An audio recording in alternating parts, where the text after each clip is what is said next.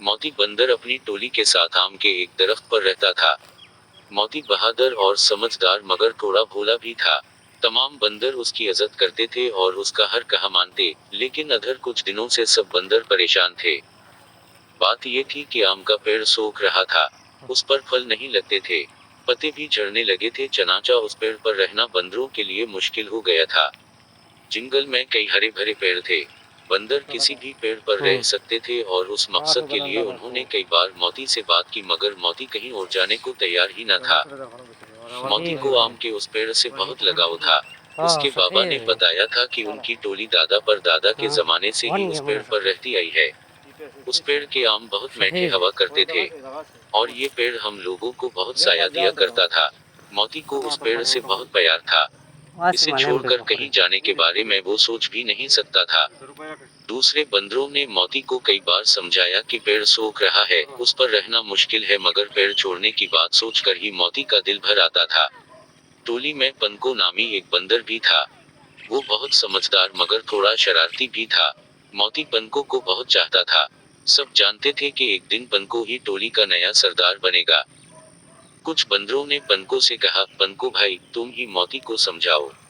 अब उस पेड़ पर रहना बेवकूफी है। न उस पर फल लगते हैं, न ही ये हमें बारिश और धूप से बचाता है।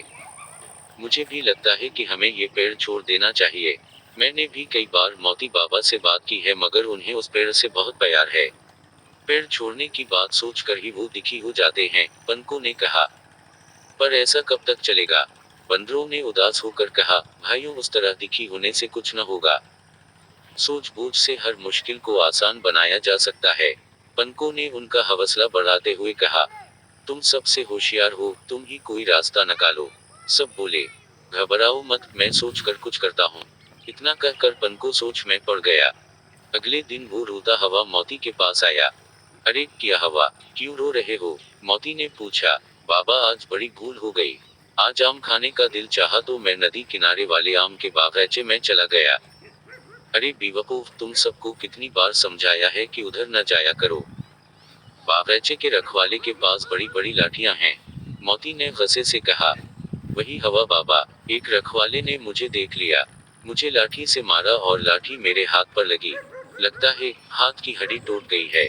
पनको ने बताया। मोती ने पनको के हाथ को टिटोल कर देखा और बोला, हड्डी नहीं टूटी, बस थोड़ी सी चोट लगी है।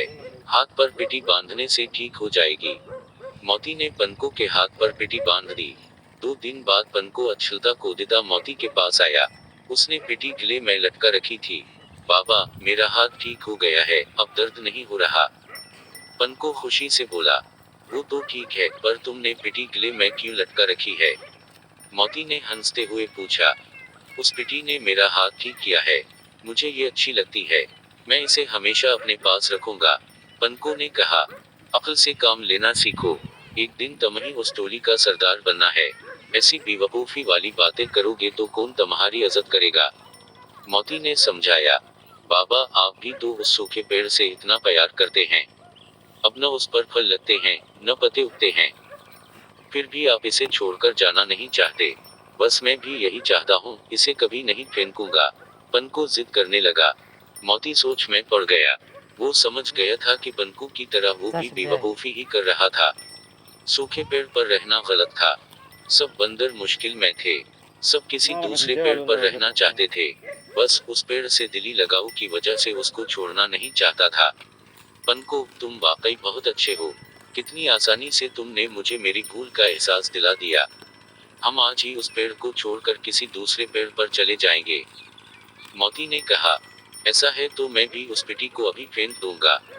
पनको ने खुशी से कलकारी मारते हुए कहा।